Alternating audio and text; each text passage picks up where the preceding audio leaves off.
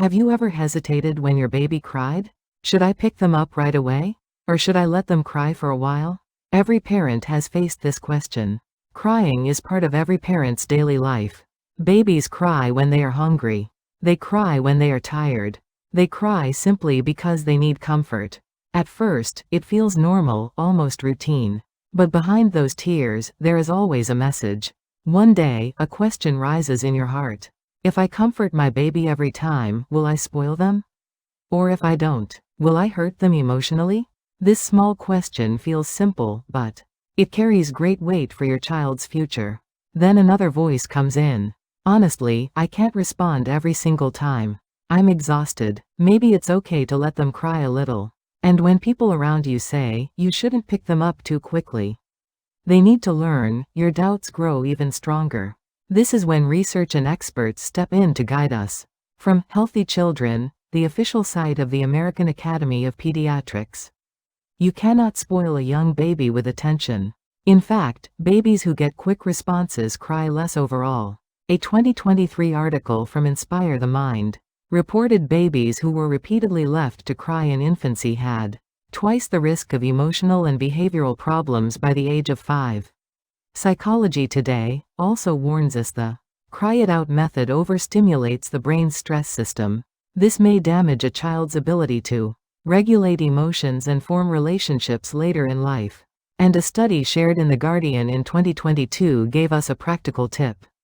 The fastest way to soothe a baby is to walk while holding them, then sit down and continue holding for about 5 minutes. Movement plus closeness calms the nervous system most effectively. So, should you soothe your child right away? In the first years, yes, because crying is never a bad habit. It is always a message. A child's cry may sound the same, but its meaning changes with age. And so should our response. When parents start to see crying not just as noise, but as a signal of development, their perspective changes. Oh, my child's cry at each stage means something different. Still, it's not always easy. Some parents confuse an infant's survival cry with a toddler's temper tantrum. Or they see a school-age child's tears as a sign of weakness. And people around us may say, don't pick them up.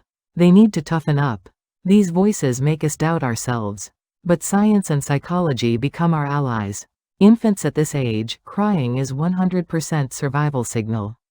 Hungry, tired, uncomfortable, or scared crying is the only way they can tell you. The right response? Always respond immediately. Hold them, comfort them, look into their eyes. Healthy Children confirms this babies whose cries are met quickly actually cry less over time. Soothing them builds secure attachment, not bad habits. Toddlers now, crying begins to mix with learning emotions. Simply holding is not enough. This is the time to name their feelings.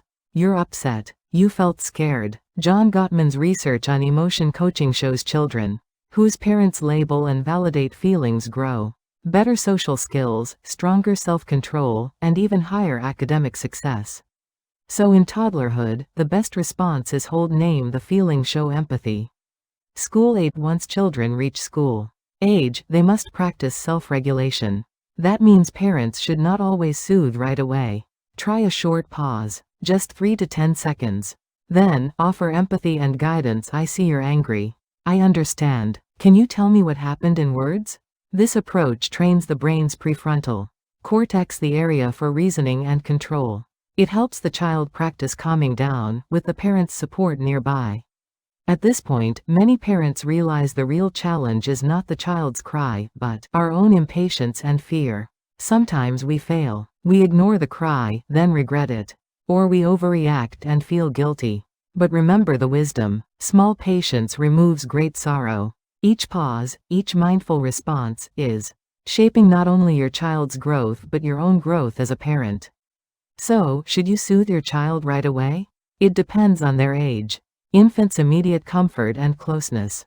Toddlers' comfort plus emotional language. School age, a pause, then empathy and conversation. Every tear is not just a sound. It is a seed, and how we respond to that seed shapes our child's future. When parents respond with empathy, children feel, I am seen. I am valued. This simple recognition builds self-esteem. Attachment research shows that securely attached children grow into adults with stronger confidence, better relationships, and healthier emotional balance. Soothing a crying child is not spoiling. It is planting the seed of self-worth. Parents often wonder, will this make my child strong enough to succeed? The truth is, empathy does not weaken achievement. It strengthens it. Harvard Medical School research shows when parents respond supportively, children's stress hormones decrease, and their prefrontal cortex, the part of the brain that manages focus and learning, works more effectively. In other words, I hear you, also I help you learn better. And Carol Dweck's studies on mindset confirm children praised for effort and guided with empathy bounce back from failure and continue to grow. So, each time we respond to tears with patience, we are building our child's resilience, the power to achieve even after setbacks. But beyond self-esteem and success, what about happiness? Long-term studies show children whose cries were met with care in infancy grew into more empathetic, socially connected, and happier young people. At the end of this journey, parents realize something simple, yet profound: crying is not the problem. Crying is the language. And when we answer with love, that language turns into trust, confidence, achievement, and joy. We return not only with a calmer child, but with greater wisdom as parents. So, should you soothe your child right away when they cry? The answer depends on age and situation. But the truth never changes. Empathy today becomes strength tomorrow. If you found wisdom in these words, please like, share, and subscribe to Genie Adu. Together, we can raise children who are not only successful, but also deeply happy. A small choice today, a big change tomorrow. Genie Adu.